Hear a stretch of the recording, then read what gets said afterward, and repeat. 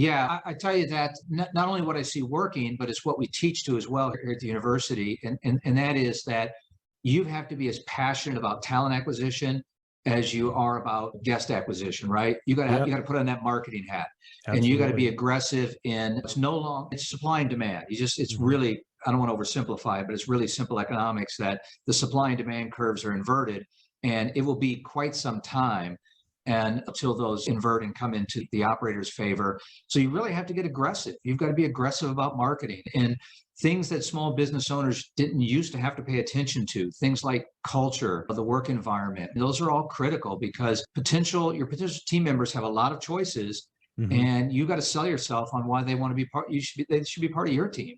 So Right. you really got to be passionate. It's marketing. So the ones that I see that are, you're not going to make this go away, but where you can really combat this and start to impact it is where you are being aggressive in your marketing efforts, understanding your company's culture, really being clear with your mission, vision, and values, and what you want to be to your community and what you want to be to your team. And those are the folks that are doing it. I can tell you the people that aren't winning, it's those that lead with money. Hmm. We tell folks, don't be a mercenary, because when you lead with money, you're going to get mercenaries, and it's going to be short term. Right. They're coming to you because of the money, and they will leave you because of the money. Wages are important. We're in the midst of wage inflation. We'd be naive not to at least acknowledge that and know that's part of what we're dealing with. But I think that's going to be temporary. I really believe that. And we want to pay a fair and livable wage, something that's fair and equity for the work that we're doing. But you don't want to lead with, because when you do, you just end up being a mercenary, and it does not end well. Right. Yeah, and I think to truly maximize your employees' potential, they need to work for something not just money. You can get a paycheck anywhere. You can go to a warehouse and probably potentially even make a little more, but something unfulfilling. Whereas if you can have that mission, or like you said, the culture, there's a lot to be said for that. And money isn't necessarily the driving force for a lot of people. For business owners, it is a big driving force, but I think there's a lot of employees out there who are willing to work to be part of a community or like a family and have a broader mission to give people fun and good experiences.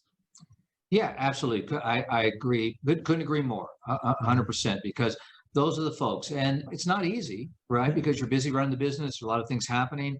But the ones that have dedicated some time with that, it's working. And look, you can follow a little about what large companies are doing, because you have whole talent acquisition departments now. You can be a vice president of talent acquisition.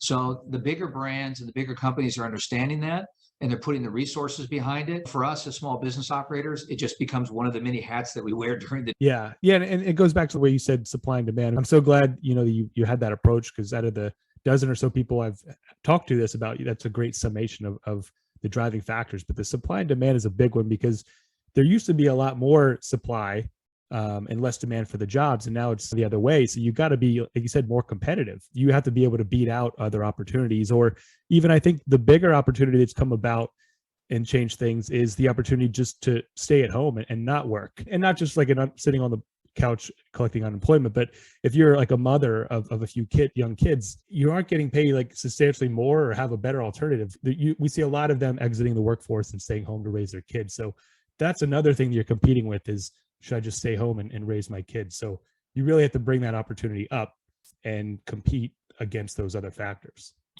Yeah, I often share with folks that, look, there was a lot of horrible things about the pandemic and a lot of loss of life, but the pandemic was an accelerator of many societal trends, of which some we won't know the impact for many years. Some may be negative, so there may be some that they're good. But to your point, when it comes to this employment market, the whole idea of working from home, telecommuting, there's hybrid jobs are now the new norm. But in our world, that's not hybrid jobs are not an option out of home entertainment. Yeah. But the very fact that we're social creatures and we want to be outside and interact, that's where we come into play. And I Mhm. always say that in our business, we work when everyone else plays, and we play when everyone else works. We've got to be in that space there. And I think one of the things that most people don't really realize is that there's some underlying demographic trends that have been happening for many years. Some go back 40 years that, again, the pandemic accelerated.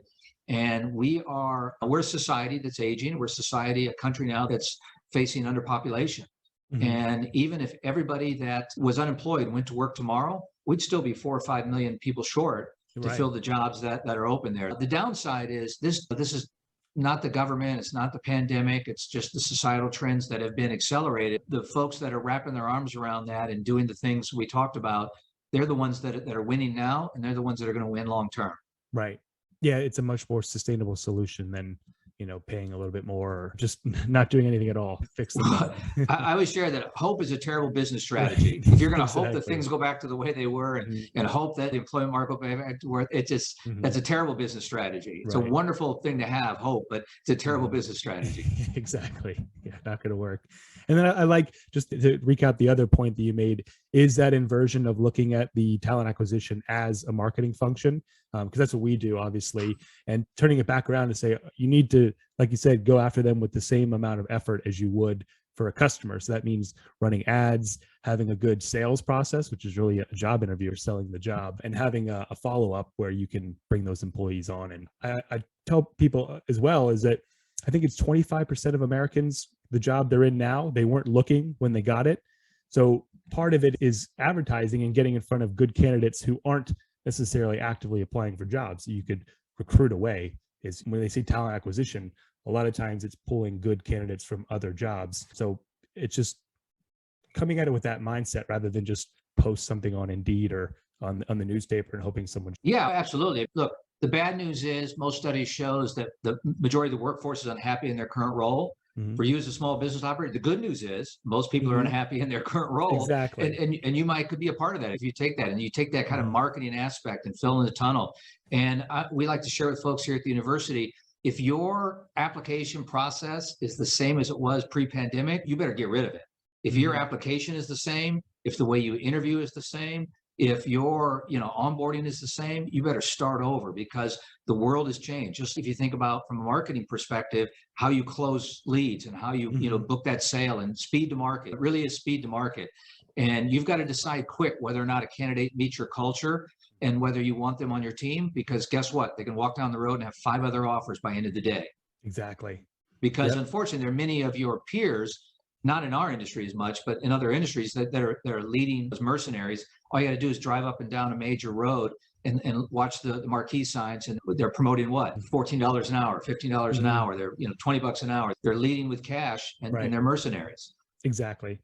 Yeah, and that's something I think we'll touch on with the staffing, that last point, and we can move on. But this is obviously the biggest challenge today. So I like to spend a lot of time in seeing where you can improve on that. But having a good leader is so key. So whether you're the leader as a proprietor or you have a general manager, if you can have a good leader in there and improve retention, that's really going to save you on the back end, right? It's double the retention is half the new candidates, half the onboarding, half the training, half the new employees that aren't as strong. And if you can have a good leader in there and create that culture, you just see people stay longer. They just stay for years. They enjoy work, and you don't have to keep going back to that pool. So that's the one thing I wanted to end on. Oh, I mean, absolutely. Again, you think about it from a marketing perspective. In marketing 101, we learned that the easiest guest is the one you retain and keep. Guest retention is so much cheaper than customer acquisition. Right. So if I can keep that staff and retain them, that for all the things you mentioned, that just helps in the overall process. I would close with this on the staffing. I tell folks, look, as a small business operator, you may choose not to worry about culture. You may choose not to spend time on it. I get it. You're busy. But understand this, your culture is just, you have 2 choices, by default or by design. You get to pick. And if you don't take an active role, you're still going to have a culture, but it's just going to be by default. Have a say in it, make it by design.